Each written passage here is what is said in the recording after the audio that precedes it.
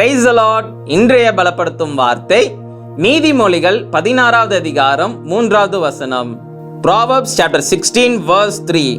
உன் செய்கைகளை கர்த்தருக்கு ஒப்புவி, அப்பொழுது உன் யோசனைகள் உறுதிப்படும். Commit your works to the Lord and your thoughts will be established. ஹல்லேலூயா. இன்றைக்கு உங்களுடைய வாழ்க்கையில அடுத்தடுத்த காரியங்கள் என்ன செய்யணும்னு சொல்லி நீங்க யோசித்து நீங்க குழம்பி போய் கொண்டு இருக்கிறீங்க. எப்படி செய்தால் அதுல ஒரு வெற்றி கிடைக்கும், எந்த பாதையில போனா அது எனக்கு ஆசீர்வாதமாக இருக்கும் என்று நீங்க யோசிச்சு நிறைய நாள் நீங்க குழம்பி போயிருக்கிறீங்க. இன்றைக்கு வேத வசனம் சொல்கிறது, நீ எந்தெந்த காரியங்கள்லாம் செய்யணும்னு சொல்லி நீ நினைக்கிறியோ அந்த காரியங்கள் எல்லாவற்றையும் நீ கர்த்தரிடத்துல தெரியப்படுத்து. அவர் உனக்கு சரியான பாதையை காட்டுவார், அவர் உறுதிப்படுத்துவார். அந்த காரியங்களை நீ செய், உன்னுடைய வாழ்க்கையில வெற்றியை நீ காண்பாய் என்று இன்றைக்கு வேத வசனத்தின் மூலமாக ஆவியானவர் உங்களோட பேசுகிறார். அநேக காரியங்கள் நீங்க செய்யணும்னு சொல்லி நீங்க நினைக்கலாம், அது தவறு இல்லை. ஆனா அந்த காரியங்கள் செய்தாது உங்களுக்கு ஆசீர்வாதமாக இருக்குமா என்று நீங்க கர்த்தரிடத்துல நீங்க கேட்டு செய்ய வேண்டும். எல்லா காரியங்களையும் நமக்கு ஒரு வெற்றி கிடைக்கும்னு சொல்லி நம்ம எல்லா காரியங்களையும் நம்மளுடைய விருப்பத்தின்படி நம்ம என்ன செய்யக்கூடாது, அதை செய்யக்கூடாது.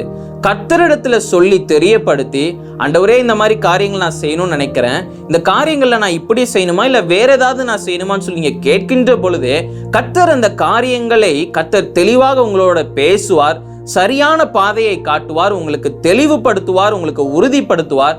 அவரே உங்களுக்கு அந்த காரியத்தில் நீங்க வெற்றி அடைகிற வரைக்கும் உதவி செய்து உங்களுக்கு ஆண்டவர் ஒரு ஜெயத்தை தருவார்.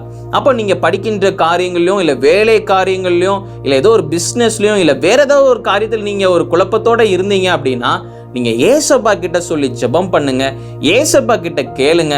ஆவியானவரே எனக்கு நீங்க சொல்லி கொடுங்கன்னு சொல்லி நீங்க கேளுங்க. அவர் உங்களோட பேசுவார், வசனத்தின் மூலமாக பேசுவார். ஆவியானவர் உங்களோட பேசுவார், உறுதிப்படுத்துவார். அவர் என்ன சொல்லுகிறாரோ கொஞ்சம் கூட நீங்க அதை குறித்து சந்தேகப்படாம அப்படியே நீங்க செய்யுங்க. உங்களுடைய வாழ்க்கை ஆசீர்வாதமாக இருக்கும். நாம் எல்லாரும் கண்களை மூடி ஜெபிக்கலாம். எங்களை நேசிக்கிற நல்ல தகப்பனே, இசப்பா, பிள்ளைங்க இந்த நாளில் குழம்பி போயிருக்கிறாங்க. ஆண்டவர் எல்லா குழப்பங்களையும் நீங்க நீக்கி போடுங்க. பிள்ளைங்களை ஆசீர்வதிங்கப்பா.